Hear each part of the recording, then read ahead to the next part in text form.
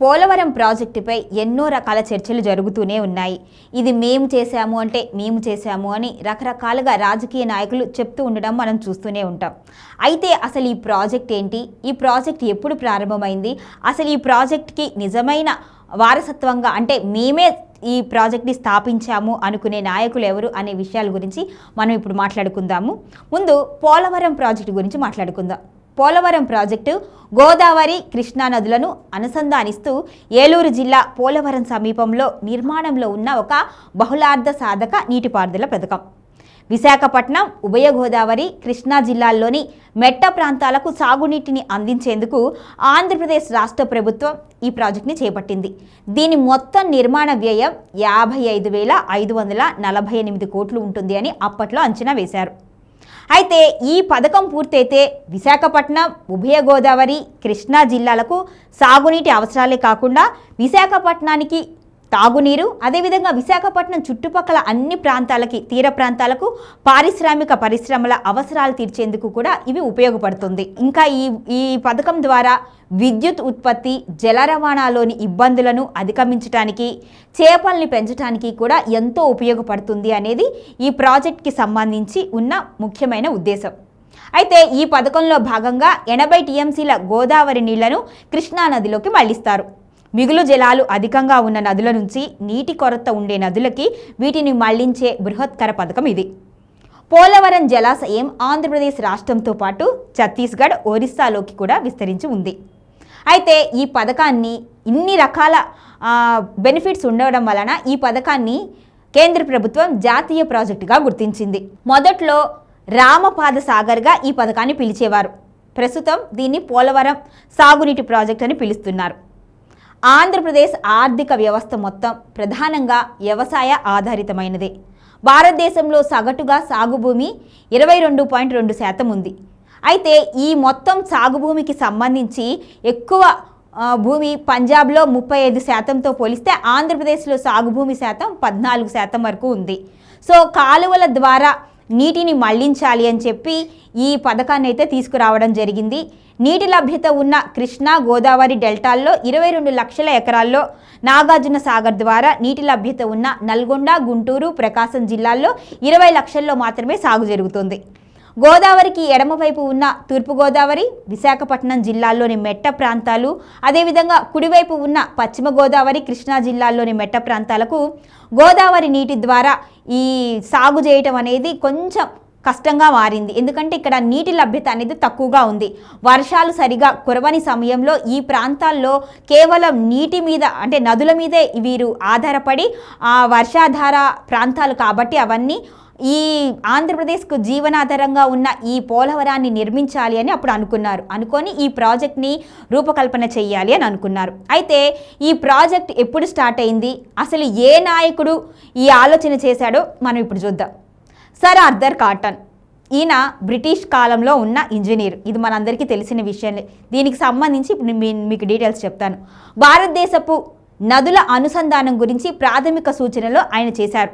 1930 నుంచి 40 మధ్య కాలంలో దీని గురించి మాట్లాడినా అప్పుడు ఎవరు పట్టించుకోలేదు.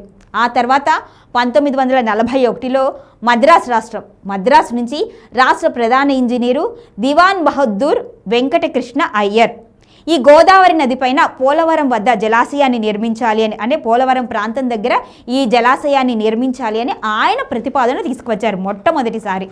ఆర్థర్ కాటన్ తర్వాత 1946 నుంచి 47లో ప్రఖ్యాత ఇంజనీర్ కేఎల్ రావు ఇచ్చిన నివేదిక ప్రకారం భద్రాద్రి రాముని పేరు మీద రామపాదం సాగర్గా దీన్ని పిలిచి ఈ ప్రాజెక్ట్ చేయాలి అని అనుకున్నారు. దానికి సంబంధించి ఆయన అప్పుడే కొన్ని విషయాలనైతే కొన్ని ప్రతిపాదనలు తీసుకువచ్చారు. అవేంటి అంటే 130 మీటర్ల గరిష్ట ఎత్తు ఉండాలి ఆనకట్ట అనేది ఆయన చెప్పిన ఒక ప్రతిపాదన. ఇంకా అదేవిధంగా ఎడమవైపు విశాఖపట్నం ఓడరేవు వరకు 209 కిలోమీటర్ల పొడవైన కాలువ ఉండాలి అని చెప్పారు.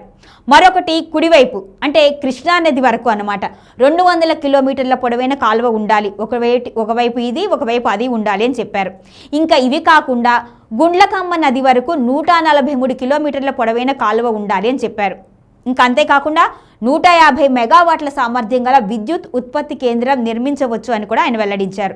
ఈ మొత్తం చేయటం వలన ఎంతో ఉపయోగం ఉంటుంది, ఆంధ్రప్రదేశ్ రాష్ట్రం బాగా డెవలప్ అవుతుంది, వ్యవసాయ పరంగా చాలా డెవలప్ ఉంటుంది అని చెప్పారు. అసలు ఇప్పుడు ఈ ప్రాజెక్ట్ నిర్మాణం ఎలా ఉందో ఇప్పుడు చూద్దాం మనం. ఇంతవరకు ఏం జరిగింది, అసలు ఆ ప్రాజెక్ట్ నిర్మాణం ఏంటి అనేది ఇప్పుడు నేను మీకు చెప్తాను. పోలవరం ప్రాజెక్టులో భాగంగా నదీ ప్రవాహానికి కుడివైపున ఒక స్పిల్వే నిర్మిస్తారు. ఈ స్పిల్వేకు అడ్డంగా 48 గేట్లతో ఒక బ్యారేజీని నిర్మిస్తారు. నది ప్రధాన ప్రవాహానికి అడ్డంగా ఆనకట్ట నిర్మించి ప్రవాహాన్ని కుడివైపు ఉన్న ఈ స్పిల్వేలోకి మళ్లిస్తారు. మళ్ళీ నది నుంచి స్పిల్వే వరకు అప్రోచ్ ఛానల్ వరకు నిర్మిస్తారు. ఈ ఆనకట్టకు గేట్లు ఉండవు. దీన్ని ర్యాక్ఫిల్ డ్యామ్ అని అంటారు. ఈ నిర్మాణాలు పూర్తయిన తర్వాత నది పూర్తిగా ఈ స్పిల్వే గుండా ప్రవహిస్తుంది. అంటే ఏంటంటే మీకు సింపుల్గా చెప్పాలి అంటే స్పిల్వే అంటే ఏంటంటే నీటిని మళ్లించేది, మనకు వచ్చే నీటి వరద ఏదైతే ఉందో దాన్ని మళ్లించేదాన్ని స్పిల్వే అంటారు. అంటే ఓవర్ఫ్లో ఉన్న సమయంలో కానీ వరద సమయంలో పెద్ద పెద్ద వర్షాలు వచ్చినప్పుడు వరద ప్రవాహం ఎక్కువగా ఉంటే ఆ సమయంలో ఈ స్పిల్వే అనేది వాటర్ని మళ్లిస్తూ ఉంటుంది. అందుకోసం ఈ స్పిల్వే అనేది ఖచ్చితంగా నిర్మిస్తారు. ఇక దీని తర్వాత ర్యాక్ఫిల్ డ్యామ్, ఇది నదీ ప్రవాహానికి ఎడమ వైపున ఉంటుంది. అంటే ర్యాక్ఫిల్ డ్యామ్ పక్కనే విద్యుత్ కేంద్రాన్ని కూడా నిర్మిస్తారనమాట. అందుకోసమే ఇది ఎడమ వైపు నిర్మిస్తారు. దీని ద్వారా నదీ ప్రవాహము దాని ద్వారా విద్యుత్ కేంద్రాన్ని నిర్మించడానికి ఉపయోగపడుతుంది అని చెప్పి దీన్ని నిర్మిస్తారు. ఇక నెక్స్ట్ కాపర్ డ్యామ్. ర్యాక్ఫిల్ డ్యామ్ నిర్మించడం కోసం నదీ ప్రవాహాన్ని తాత్కాలికంగా మళ్లించేందుకు ఎగువ ఒకటి దిగువ ఒకటి రెండింటిని కాపర్ డ్యాంలో నిర్మిస్తారు. ఇవి తాత్కాలిక నిర్మాణాలు మాత్రమే. అంటే ఏంటంటే కాపర్ డ్యామ్ అనేది నీళ్ళు ఆపడానికి దాన్ని స్టోర్ చేస్తుంది అనమాట. ఒకవేళ ఓవర్గా ఫ్లో వచ్చినప్పుడు ఈ కాపర్ డ్యామ్ అనేది దాన్ని ఆ ఫ్లోని తట్టుకోగలిగే కెపాసిటీ ఖచ్చితంగా ఈ కాపర్ డ్యామ్కి అనేది ఉండాలి. అందుకోసమే ఈ కాపర్ డ్యామ్ అనేది నిర్మించడం అనేది జరుగుతుంది. ఇక నెక్స్ట్ డయాఫ్రమ్ వాల్. ఈ రాక్ఫిల్ డ్యామ్కు పునాది లాంటిది అనమాట. పునాది లాంటిది కాదు, పునాది. ఈ పునాది కోసమే ఈ రాక్ఫిల్ డ్యామ్ అనేది నిర్మిస్తూ ఉంటారు. సో ఇవన్నింటినీ నిర్మించడం వల్లనే అప్పుడు డ్యామ్ అనేది పూర్తిగా నిర్మాణం అనేది జరుగుతుంది. అయితే ఈ ప్రాజెక్ట్ నిర్మాణానికి సంబంధించి మేము ఇంత చేశాము అని నాయకులు అందరూ చెప్తుంటారు కదా. సో ఇప్పుడు అసలు ఇంతవరకు ఈ ప్రాజెక్టు నిర్మాణానికి సంబంధించి ఏమేం జరిగింది అనేది నేను మీకు డీటెయిల్గా చెప్తాను. 1946 నుంచి 47లో అంజయ్య ముఖ్యమంత్రిగా ఉన్నప్పుడు 1980-82 సమయం అన్నమాట.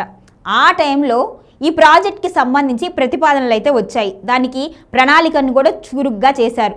అయితే దానికి సంబంధించి ఎటువంటి వర్క్ చేయలేదు. కానీ ఈ ప్రాజెక్ట్ అనేది ఒకటి తీసుకురావాలి, దీన్ని డెవలప్ చేయాలి అనేది మెయిన్ ఫౌండేషన్ స్టోన్ అయితే ఆ టైంలో అయితే పడింది. ఆ తర్వాత 2004లో దీన్ని ప్రారంభించారు. రాజశేఖర్ రెడ్డి సీఎంగా ఉన్నప్పుడు పోలవరానికి అడుగులు పడ్డాయి. తర్వాత 2005లో అప్పట్లోనే స్పిల్వే అనేది స్టార్ట్ చేశారు. ఇప్పుడున్న ప్రభుత్వాలు కానీ గత ప్రభుత్వాలు కానీ స్పిల్వే అంత చేశాము ఇంత చేశాము అని చెప్తుంటారు. కానీ స్పిల్వే అనేది 2005లోనే రాజశేఖర్ రెడ్డి గవర్నమెంట్ ఉన్న సందర్భంలోనే జరిగింది. ఇక దీనికి సంబంధించి వివిధ అనుమతులు అంటే వన్యప్రాణులను సంరక్షించడం, ఇంత పెద్ద ప్రాజెక్టు కాబట్టి మరి రకరకాల అనుమతులు రావాలి, అక్కడ ఫారెస్ట్కి సంబంధించిన అనుమతులు కూడా కావాలి. కాబట్టి ఈ రకాల అనుమతులు అన్నీ రావడానికి టోటల్గా 2010 వరకు పట్టింది. సో అప్పటికి అన్ని రకాల అనుమతులు క్లియర్గా వచ్చాయి. ఇవన్నీ వచ్చిన తర్వాత చిన్నగా వర్క్ జరుగుతూ ఉంటే అప్పుడు కేంద్ర ప్రభుత్వం 2015లో పోలవరాన్ని జాతీయ ప్రాజెక్టుగా గుర్తించింది. ఈ ప్రాజెక్టు ఏ సంవత్సరాల్లో ఎంతవరకు డెవలప్ జరిగింది అనేది ఇప్పుడు నేను మీకు చెప్తాను. 2017 జూన్ నాటికి పురోగతి ఏంటి అంటే రిజర్వాయర్లో మట్టి 68% ఉంది. అంతవరకు పూర్తి చేశారు. 68% వరకు పూర్తి చేశారు. రిజర్వాయర్లో మట్టి పని అనేది 68% పూర్తి చేశారు. కరకట్ట 9%. కుడి కాలువ పనిలో మట్టి పని 100% పూర్తయిపోయింది. ఇక లైనింగ్కి సంబంధించి 81%, ఎడమ కాలువ పనిలో మట్టి పని 87%, దానికి సంబంధించి లైనింగ్ 62% పూర్తయింది. ఇది ఎప్పుడు పూర్తయింది? ప్రాజెక్ట్కి సంబంధించి 2011 ఆ టైంలోనే ఇదంతా పూర్తయింది. అయితే 2021 మే నెల నాటికి 42.5 మీటర్ల ఎత్తులో కాపర్ డ్యామ్ నిర్మాణాన్ని పూర్తి చేశారు. ఈ స్పిల్వే నుంచి 14 గేట్ల ద్వారా నీటి తరలింపుకు ఏర్పాట్లు కూడా చేయాలి అని దానికి సంబంధించిన వర్క్ను కూడా ఆ టయానికైతే మొత్తం పూర్తి చేశారు.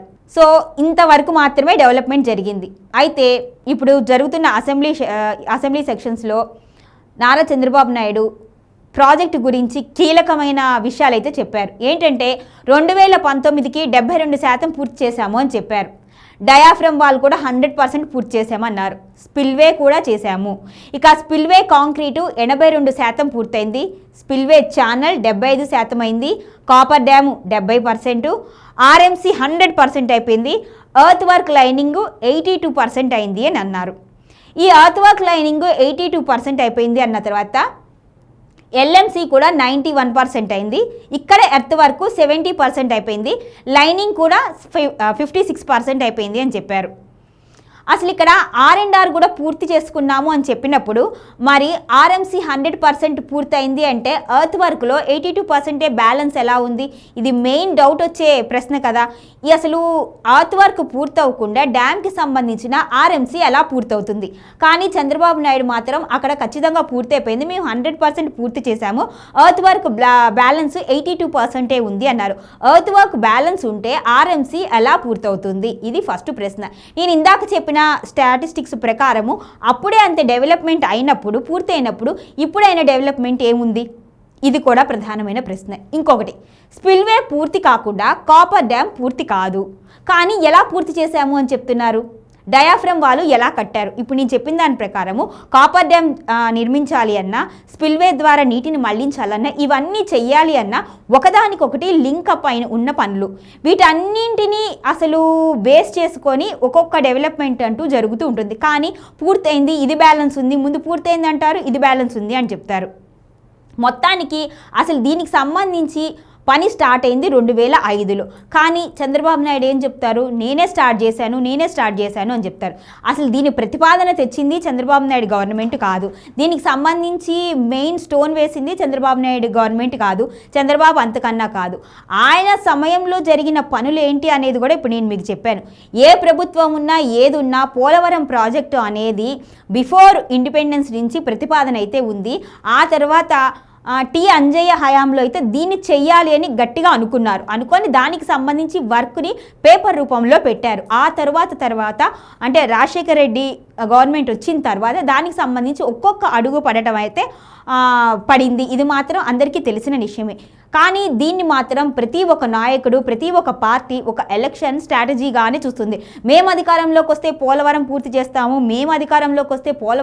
చేస్తాము అంటున్నారు తప్పితే ఇంతవరకు అధికారంలోకి వచ్చిన ఏ పార్టీ కూడా పోలవరాన్ని పూర్తి స్థాయిలో పూర్తి చేయలేదు. దీనికి కేంద్ర ప్రభుత్వం కూడా ఆ మధ్య కొంచెం ఆద్యం కోయాలని చూసింది. పోలవరానికి మేము నిధులు ఇవ్వము అది ఇది అంటూ మళ్ళీ దాని మీద కొన్ని రోజులు గొడవలు జరిగాయి, డిబేట్లు జరిగాయి, పెద్ద వాళ్ళందరూ మాట్లాడారు, మళ్ళీ దాని మీద సైలెంట్ అయిపోయారు. మొత్తానికి పోలవరం అనేది పూర్తి చేస్తే ఆంధ్రప్రదేశ్ సస్యశ్యామలంగా మారుతుంది, ఎంతో మందికి ఉపాధి జరుగుతుంది. ఈ రాష్ట్రాలు నిర్మిస్తూ, అమరావతిలు నిర్మిస్తూ, ఇంకేయో చేసుకుంటూ ఈ నిర్మాణం కంటే ఇలాంటివి ఒక జీవనాధారంగా ఉన్న ఒక ప్రాజెక్ట్ అనేది ఎంతో మందికి ఉపయోగపడుతుంది, ఎంతో మంది జీవితాల్లో నిజంగానే వెలుగులు వస్తాయి అనేది తెలుసు. ఇది నాయకులకు కూడా తెలియని విషయం అంటే కాదు, వాళ్ళకు కూడా తెలుసు. కానీ ఇది కేవలం ఈ ప్రాజెక్ట్ని కేవలం ఒక ఎలక్షన్ స్ట్రాటజీగా, ఎలక్షన్ స్టెంట్గా ఉపయోగించుకుంటున్నారు. కాబట్టి వారి స్వార్థం కోసమే అక్కడ దాన్ని డెవలప్ చేయట్లేదు. జరగని దాన్ని జరిగినట్టు చెప్తారు, జరిగిన దాన్ని కూడా జరగలేదు అని చెప్తారు. ఏ ప్రభుత్వం అధికారంలోకి వస్తే ఆ ప్రభుత్వం చేసిన వరకు దాన్ని మాత్రం మాది అంటారు, చెయ్యింది మిగతా వాళ్ళ మీదకి తోసేస్తున్నారు. కానీ అక్కడ ఎవరు ఎంతవరకు చేశారో అనేది నేను చెప్పిన లెక్కల ప్రకారం, స్టాటిస్టిక్స్ ప్రకారం అక్కడ జరుగుతూనే ఉంది. సో దీన్ని బేస్ చేసుకొని ఖచ్చితంగా అక్కడ ఎంత డెవలప్మెంట్ జరిగింది అనేది ఆ చుట్టుపక్కల వాళ్ళకైతే ఖచ్చితంగా తెలుస్తుంది, మిగతా వాళ్ళకు కూడా. ఎందుకంటే పోలవరం అనేది జాతీయ ప్రాజెక్టుగా తీసుకున్నప్పుడు మనకి బేసిక్గా అసలు అక్కడ ఏం జరుగుతుంది అనేది తెలియాలి. అసెంబ్లీలో ఉండి మేము ఇంత చేశాము అని చెప్పడమో, ప్రతిపక్షంలో ఉండి ఇది మీరెందుకు చేశారో అని వాళ్ళు క్వశ్చన్ చేయటమో, అదంతవరకు వాళ్ళ వరకే సరిపోతుంది. కానీ నిజంగా ఏం జరిగింది అనేది ప్రతి ఒక్కరికి తెలియాలి. కాబట్టి మినిమం ఇలాంటి ముఖ్యమైన విషయాలు కూడా తెలుసుకోవాల్సిన బాధ్యత మనందరిపైన ఉంది. కాబట్టి దీన్ని ప్రతి నాయకుడు ఎలక్షన్ స్టంట్గా చూస్తున్నాడు తప్పితే దాన్ని ఏ విధంగా ముందుకు తీసుకోవాలి అనేది మాత్రం చూడట్లేదు. టోటల్గా చూసుకుంటే ఈ ప్రాజెక్ట్కి సంబంధించి రాజకీయ నాయకుల కంటే ముందు కూడా బ్రిటిష్ హయాంలోనే దీన్ని చెయ్యాలి అనేది అనుకున్నారు. దీనికి సంబంధించి మనం బన్నీ సినిమాలో కూడా ఒక డైలాగ్ ఉంటుంది, దీన్ని పోలవరం ప్రాజెక్ట్ చేయాలి అని సర్ ఆర్థర్ కాటన్ అప్పుడే అనుకున్నారు అని. ఇది నేను మీరు చెప్తుంది కదా, సినిమాలో కూడా ఒక డైలాగ్ ఉంది అంటే అది ఎంత ఇంపార్టెంట్ ఉన్న విషయము అనేది మనందరికీ తెలుస్తుంది. కాబట్టి దీన్ని ఇప్పటికైనా ఎలక్షన్ స్టంట్గా కాకుండా నిజంగా ప్రజల అభివృద్ధి గురించి అని అనుకుంటే మాత్రం ఖచ్చితంగా పూర్తి చేస్తారు.